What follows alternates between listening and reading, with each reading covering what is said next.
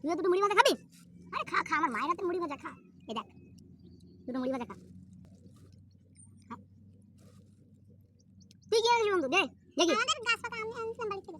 আরে আরে আরে বাবা রে বাবা রে, গাছ পাকা আম এতগুলো আমি খেয়ে পারবো না তো। তাহলে আমাকে একটু দে, আমি একটু খাই। তুইও খাবি? দাও তোকেও দিচ্ছি আমি গাছ পাকা আম। বাড়ির গাছের আম নিশ্চয়ই ভালো হবে। বিজ্ঞানীরা বলে কি জানিস বন্ধু?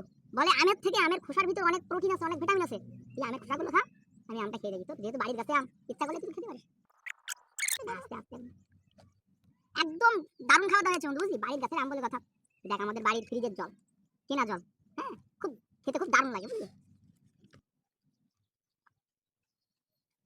একদম সেই খেতে বন্ধু, ফ্রিজে ঠান্ডা জল এনেছি আমি। একদম সেই লেভেলের জল, কিনা জল আমার বাড়ি, বুঝলি? আমাকে একটু জল দে তো বন্ধু। তুই জল খাবি? আমাদের বাড়ির কিনা জল, বুঝলি?